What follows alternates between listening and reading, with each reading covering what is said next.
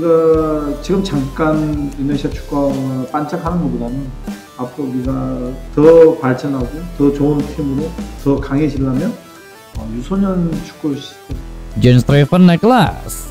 Jens Treven buktikan kualitasnya langsung di hadapan Sintayong malam tadi usai bawa timnas U20 lolos ke Piala Asia 2025. Vietnam ketar-ketir saat gagal ikuti langkah timnas Indonesia U20 lolos lebih cepat ke Piala Asia U20 2025. Sangat betah tinggal di Indonesia. Sintayong sampai buat nazar begini jika berhasil membawa Indonesia lolos ke Piala Dunia 2026. Serta beberapa berita timnas Indonesia hari ini. Selengkapnya hanya di Kickoff Football.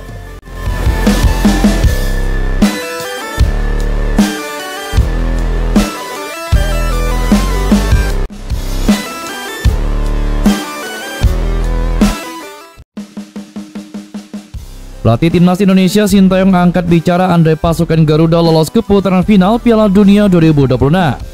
Timnas Indonesia masih on the track untuk meraih mimpinya lolos ke putaran final Piala Dunia 2026. Saat ini pasukan Garuda telah menjalani 2 laga kualifikasi Piala Dunia putaran ketiga dengan hasil 2 kali imbang. Pelatih timnas Indonesia Sintayong kembali menegaskan bila dirinya menginginkan target realistis yakni berada di peringkat ketiga atau peringkat keempat. Kemudian timnas Indonesia lolos ke Piala Dunia 2026 melalui putaran keempat. Sintayong tidak ingin membebani pemainnya dengan target yang tidak realistis, sehingga ia selalu mengatakan bila target timnas Indonesia adalah mengunci peringkat ketiga ataupun keempat. Saya berpikir jika Anda mengatur target dan melakukan yang terbaik, mimpi Anda akan terwujud. Saya tidak ingin membebani pemain dengan mengatakan hal-hal tidak realistis. Jadi saya mengatur target untuk peringkat 3 atau 4, kata Sintayong. Selanjutnya timnas Indonesia akan menjalani 2 laga away melawan Bahrain dan juga Cina pada tanggal 10 dan tanggal 15 Oktober mendatang. 2 kemenangan bisa memudahkan langkah timnas Indonesia untuk lolos. Ketum PSSI Erick Thohir sendiri pernah menyinggung bahwa timnas Indonesia perlu 15 poin untuk bisa lolos langsung ke Piala Dunia 2026. 2 laga away lawan Bahrain dan Cina bulan depan. Itu sangat penting. Mereka tim yang relatif bagus. Target saya adalah mengalahkan Bahrain dan Cina. Jika kita mengalahkan 2 tim ini, kita bisa dengan mudah mencapai peringkat 3 atau 4. Saya kira putaran ketiga ini adalah perjuangan paling keras kita, kata Sintayong. Sintayong pun berandai-andai jika dirinya berhasil membawa timnas Indonesia lolos ke Piala Dunia 2026. Ia mengatakan akan mempertimbangkan hidup di Indonesia seumur hidupnya. Saya mungkin akan hidup di Indonesia seumur hidup saya. Hidup di Indonesia sangat menyenangkan, kata Sintayong. Sejak dinaturalisasi pada 4 Juni 2024 lalu, Calvin Verdong sudah 3 kali membela timnas Indonesia. Penampilannya juga tidak mengecewakan. Terbukti Sintayong mempercayainya bermain penuh dalam 2 pertandingan pertama timnas Indonesia di babak ketiga kualifikasi Piala Dunia. Calvin Verdong berhasil mengawal lini pertahanan timnas Indonesia dengan baik, sehingga Garuda berhasil meraih 2 poin dari 2 laga tersebut. Pemain NEC Nick Megan itu sebelumnya juga rutin membela timnas Belanda dari kelompok umur dari U15 hingga U21. Lantas mengapa Calvin Verdong mau dinaturalisasi timnas Indonesia? Secara jujur, pemain berposisikan back kiri itu mengungkapkan alasannya mau dinaturalisasi timnas Indonesia dan meninggalkan timnas Belanda. Saya harus jujur pada diri sendiri. Saya tidak akan masuk ke timnas Belanda lagi. Usia saya hampir 27 tahun. Dan itu tidak realistis, kata Calvin Verdong. Terlepas dari hal itu, Verdong juga melihat adanya perkembangan yang signifikan dalam sepak bola Indonesia. Sepak bola tengah berkembang di negara ini. Mereka masih bersaing untuk Piala Dunia 2026. Menurutnya bukan tidak mungkin jika nantinya timnas Indonesia bisa tembus ke kompetisi paling bergengsi sedunia tersebut. Rasanya akan jadi pengalaman yang luar biasa. Bayangkan jika mereka berhasil. Tiba-tiba saya berada di Piala Dunia. Tidak ada yang tahu, kata Calvin Verdong. Verdong punya garis keturunan Indonesia dari sang ayah. Meski kedua orang tuanya telah lama bercerai, namun Verdong masih menjalin hubungan baik dengan saudara-saudaranya. Sintayong terlihat menonton langsung pertandingan antara timnas Indonesia U20 kontra Yaman. Di tengah perjuangan untuk lolos, Jens Revanches mendapatkan dukungan tambahan usai pelatih utama dari skuad Garuda Senior, Sintayong, terlihat menonton langsung di Stadion Madia GBK.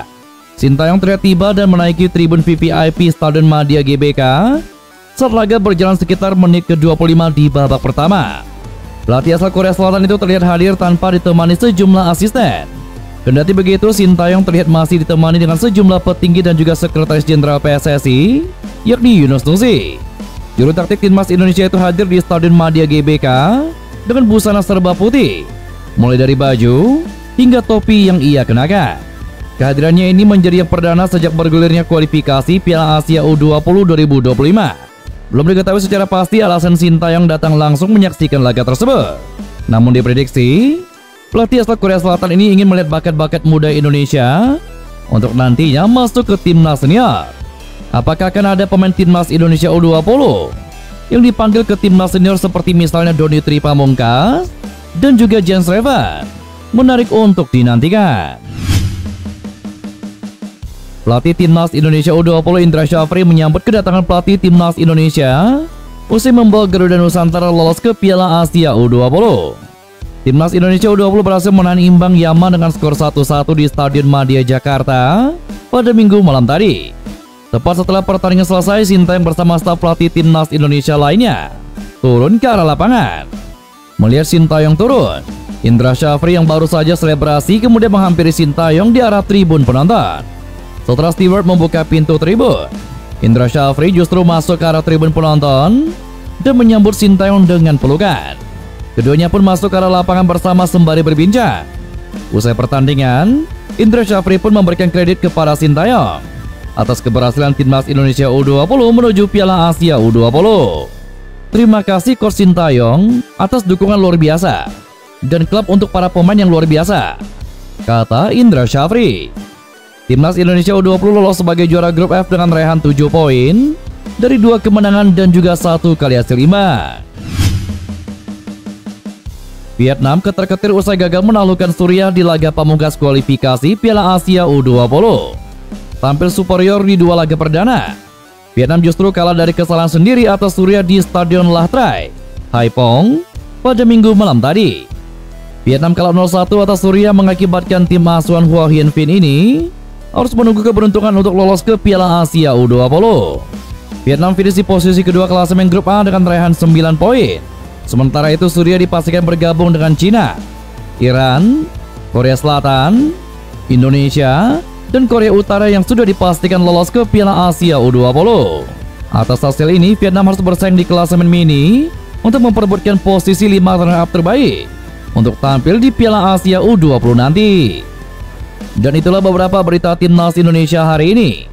Jangan lupa nantikan berita-berita seputar timnas Indonesia selanjutnya hanya di Kickoff Football.